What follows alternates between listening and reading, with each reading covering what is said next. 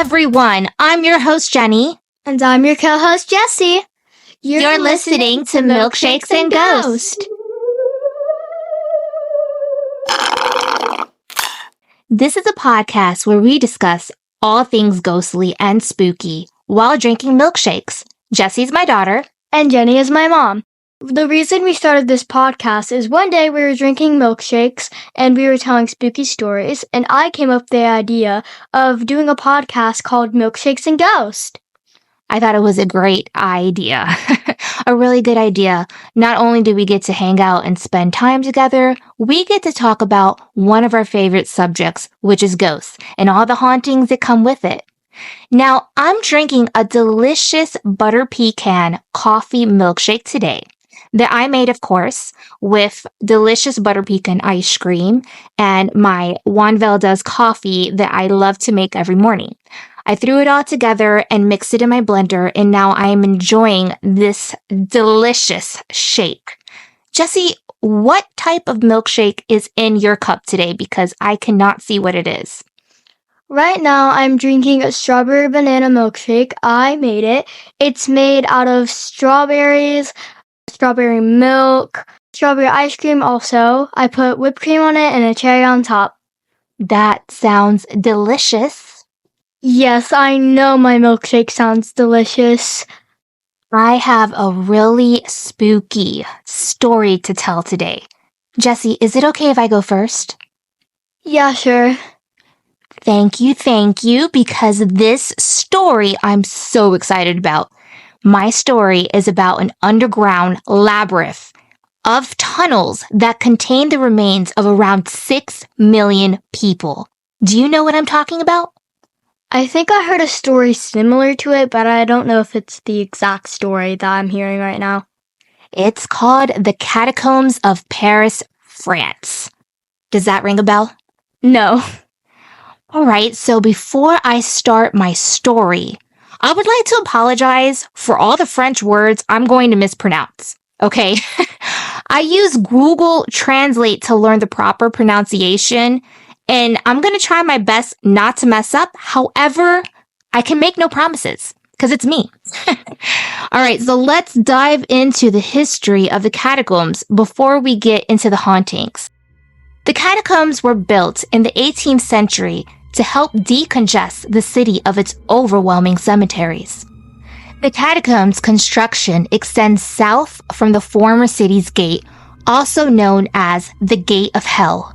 A sense of urgency to construct the catacombs overtook the city when a series of basement walls collapsed around the Holy Innocents Cemetery. From 1786, nightly processions of covered wagons transferred remains from most of Paris's cemeteries to a mine shaft open near the Rue de la Tombe. It would take 2 years to empty the majority of Paris's cemeteries into what was constructed as an underground labyrinth beneath the romantic streets where the living still roamed. Cemeteries whose remains were moved to the catacombs included Saints Innocents, that was one of the largest by far with about 2 million buried.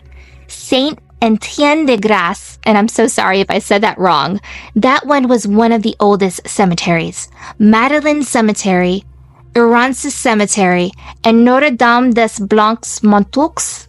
I am not fluent in French, obviously. Did anyone ever die in the catacombs? That's a really good question, Jessie. There was only one death that was officially confirmed in the catacombs, and that was in 1793. Philbert Asperet, a doorkeeper for the Val de Gracide Hospital, died in the catacombs.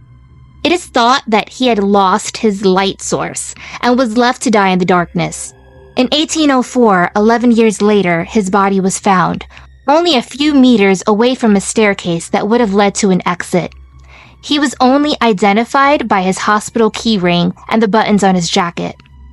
That's pretty sad. I kind of feel bad for him. Yeah, I think that is honestly a horrific way to die. He was in the dark. I can only imagine how scared he was, and then no light and not knowing where to go because it is a maze down there. That's got to be really tragic to die like that. Stepping inside the catacombs is like stepping into a horror movie. This is a place where death rules. The Catacombs is also known as the Empire of the Dead. The walls are lined with skulls and femurs, arranged in strange patterns that look otherworldly. A world that you never want yourself to be in. Can you get lost in the catacombs? The answer is yes. Getting lost in the catacombs is a real danger. There are more than 320 kilometers of tunnels crisscrossing beneath the streets of Paris. It's a maze. Personally, I think that it's really scary to get lost in the catacombs because you have no food or water and you're just surrounded by darkness. I agree with you on that. Now, it's time to get into the ghostly hauntings. A number of visitors have reported experiencing strange phenomena such as whispers echoing through the tunnels and apparitions vanishing into thin air. There are also reports of visitors feeling a sense of unease while exploring the catacombs. Legend has it that cult activity exists in those tunnels. It's said that many rituals and sacrifices have taken place in the catacombs. Rumor has it, if you encounter bones that are not on the wall mounted and are not buried, then they were sacrificed there. Again, it's just rumors and speculations. People have reported that even after they left the catacombs, they felt a presence following them. Buried spirits under a city surrounded by a labyrinth of bones, waiting to follow you home. So you're saying people can visit the catacombs? Yes, absolutely. The catacombs are open to the public for guided tours only, but venturing after dark is not allowed. You're not only taking a supernatural risk while entering those catacombs, you can actually endanger your life. The catacombs are very dangerous. There is collapsed tunnels, hidden pits, and unstable ceilings. Not to mention, the biggest risk is getting lost. That's a pretty scary story. I don't think I would ever visit the catacombs. Anyway, my story today is about the Winchester Mystery House. Have you heard of this story? Yes! What? It's one of my favorite stories. I did not know you were going to cover this, Jessie. I would have done the research with you. I love the Winchester house. Yeah, I heard a lot about it. So before I talk about the mystery house, I need to talk about its creator, Sarah Winchester. Sarah Winchester married into New Haven's Winchester family, known for its gun that won the West. Their company sold more than 700,000 rifles from 1873 through 1916. That is a lot of guns. On June 1866, Sarah gave birth to a daughter, Annie. However, the baby was unable to process calories and passed away 6 weeks later. Sarah had no more children. In March 1881, her husband William also died, following a long battle with consumption.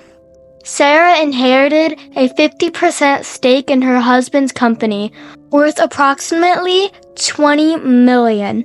She moved to California to start a new life with extended family members. In 1886, bought a 40-acre plot of land in San Jose, California, which included an 8-room cottage. Over the next 20 years, at a cost of approximately $5 million, the cottage was rebuilt into a 160-room mansion, covering an area of 24,000 square feet. Expansion slowed after the San Francisco earthquake of 1906, which toppled a 7-story tower and the upper floors of the mansion. Sarah Winchester passed away on September 5, 1922, from congestive heart failure. The already famous home was sold and reopened soon after as a roadside attraction. It was added to the National Register of Historic Places and designated a California Historical Landmark in 1974. Today, the Winchester Mystery House is a tourist attraction in San Jose, California. The The home features an elaborate interior layout seemingly designed to confuse visitors. Stairways end at ceilings, doors open to walls, big rooms contain smaller rooms. The house is said to be haunted with the spirit of a former caretaker named Clyde, among those roaming the halls. Adding to the supernatural appeal are the stories of its former owner, Sarah Winchester, who believed that the deaths of her husband and daughter were some sort of karma, a sort of payback for all the people killed by Winchester rifles. As the legend goes, Sarah was told by a medium that she needed to keep building the home to please the spirits of the dead. So, she reportedly employed construction teams around the clock and communicated with ghosts in her seance room to receive instructions on how to design the unusual interior.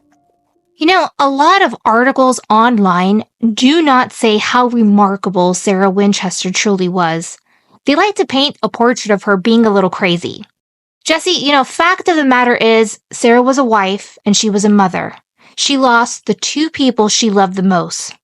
Regardless of the mystery house making no sense at all, it doesn't portray how truly loving she was. Back in those days, construction workers had to travel far to build whatever they were getting paid to do. They spent lots of time away from their families. So Sarah made sure that all her workers had room and board on their property, not just for them, but for their families as well. Fun fact, in 1924, Harry Houdini visited the Winchester house, but for some reason he never went back in or spoke about it. Also, the reason why he went in it is because he wanted to debunk the paranormal and see if the rumors were true. So, it doesn't say what he found, what he saw. Did he ever talk about it? No, he didn't. He never spoken about it. He never said anything about it. He never mentioned anything about it at all. That's pretty interesting. I know a little bit about Harry Houdini, and I know he was a very big skeptic. So for him to go and visit and then not talk about it, something had to have happened because it's Harry Houdini. He was the world's biggest skeptic back in those days. What a journey we had today, Jesse. I enjoyed hearing about the Winchester Mystery House, and I really did enjoy learning more about the Catacombs of Paris, France. This was an amazing episode I feel that we did today. I love researching with you. I love doing this with you. This was fun. Yeah, I had a lot of fun today. I don't know if you guys can hear all the thunder and rain, but it actually is thundering outside and it's raining pretty hard. Perfect spooky weather for spooky stories. Thank you so much for all of you who have joined us today. Make sure to hit that subscribe button on whatever platform you're listening on. And don't forget to rate us and leave a review. If there's a story you want to hear about, or if you or anyone you know have experienced any kind of activities related to ghosts, spirits, hauntings, and haunted houses, please submit it to our podcast and email milkshakesghost@gmail.com.